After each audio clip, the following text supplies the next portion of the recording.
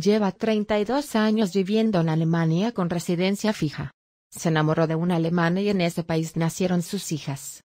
Fernando Aramburu disfruta en su casa de Hannover de la tranquilidad que no tendría si viviera en España o en el País Vasco. Su novela Patria, conmovedora y genuina, ha agotado 27 ediciones y ha vendido 700.000 ejemplares solo allá.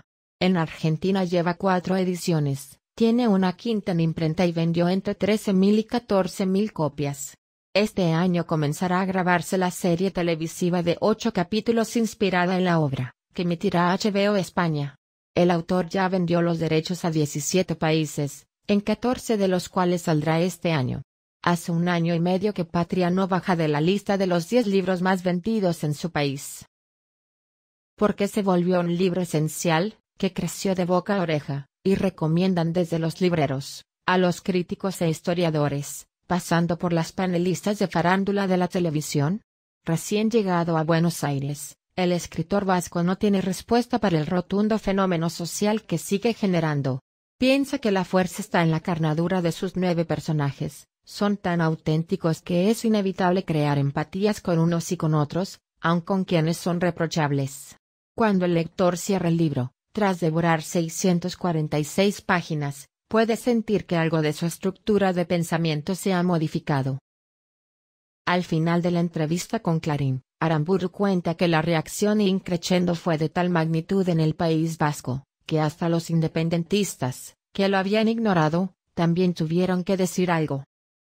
A lo largo de la charla, Clarín le pregunta cuál es la lengua creativa de un escritor extranjero en su país.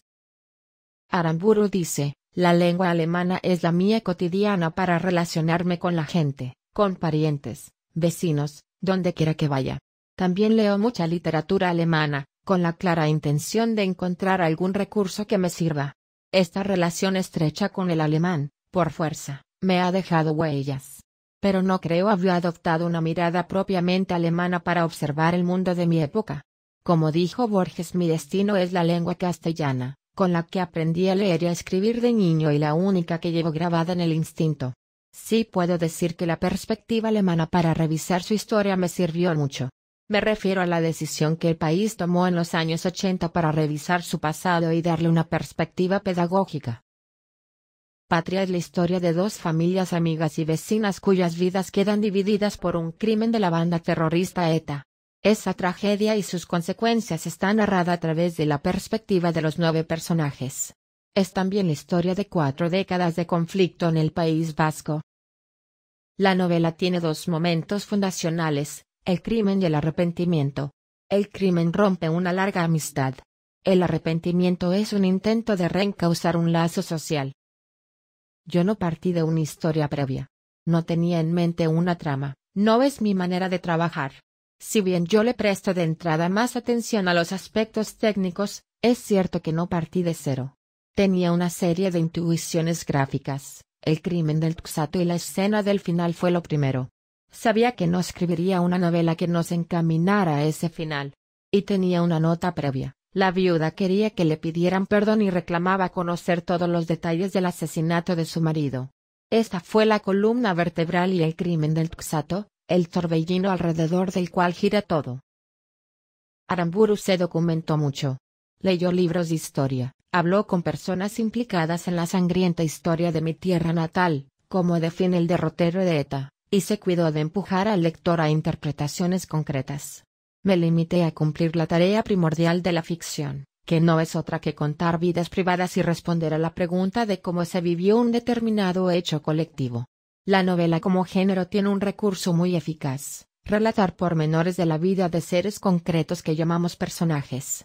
Eso hace inteligible la novela fuera del contexto vasco. En países como Italia, Colombia, Alemania y, ahora, en la Argentina, lo que se cuenta es comprensible. No hace falta ir a la universidad para saber lo que es perder un padre en un atentado, o tener un hijo que empuña las armas, como es vivir antes de la noticia y después, cuando los periodistas pierden interés por las personas afectadas. Estas personas siguen viviendo y las novelas ayudan a los lectores a entender cómo se viven esos días posteriores, cuando la gente está en situación de miedo o de olvido, o de incapacidad para sentir alegría. Si su destino es la lengua castellana, ¿qué pasó con el idioma vasco?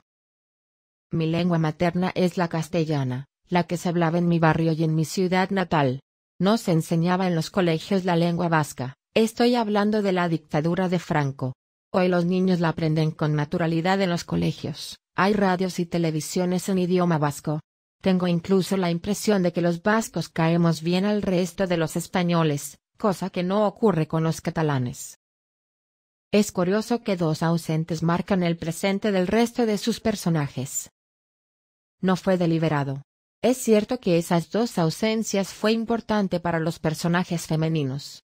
Quería que se notara. De hecho, las dos madres no dejan de conversar con ellos. La una, en el cementerio, y la otra con el santo de la iglesia del pueblo. Miren y Vittori son dos mujeres fuertes, irreductibles cada una en su posición. Son madres y han vivido en la cocina de sus casas hasta que se les tuerce el viento. Son dos mujeres de mucho carácter y tienen la última palabra. Esto, que puede tener una representación simbólica, también se ha dado en el terreno personal. En el País Vasco no son personajes exóticos. Si tuviera que hacer una lista, pondría en primer lugar a mi madre. Dudo que este tipo de madre tosuda y poderosa exista hoy en el País Vasco. Eché mano de mis vivencias personales, dice Aramburu. ¿Cuál es su patria? ¿El País Vasco o España? Yo no lo veo así. La naturaleza me enfradotó para albergar sentimientos colectivos, para apasionarme con abstracciones o para ondear banderas en la calle. Nada de esto me provocó nunca la menor exaltación. Tampoco soy un bloque de hielo. Tengo el paisaje de mis afectos en el que encuentro una identificación sentimental, donde recobro antiguos olores y sabores. Y ese paisaje está repartido en varios países. Todas esas personas formarían mi patria. Pero jamás lo convertiría en símbolos patrios. He vivido lo suficiente para saber que las banderas ondean siempre contra otros. Por eso no hay una bandera de la humanidad. Fernando Aramburu no esquiva la pregunta sobre la actualidad de Cataluña en la actualidad. Hace una síntesis medulosa y crítica. Los soberanistas tienen un sistema que favorece el voto rural y por eso son mayoría en el Parlamento. Se han conculcado las normas y hay una fractura social evidente. La repercusión en la vida cotidiana es lo más preocupante. El escritor cree que España está saturada de discursos políticos apegados a la actualidad y prefiere el discurso de la literatura para interpretar el mundo en que estamos. Frente al conflicto catalán que ocupa los titulares a diario, subraya, como no han tenido terrorismo, lo tendrán más fácil para rehacer los lazos sociales. Es más sencillo vivir al lado de alguien con quien discrepas que con el que mató a tu padre. Pero es sabido que los seres humanos tienen similares reacciones ante las mismas causas.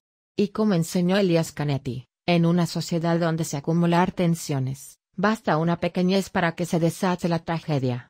Recuerdo al vendedor de verduras y frutas que se prendió fuego y se desató la primavera árabe que todavía arde en Siria y otros países.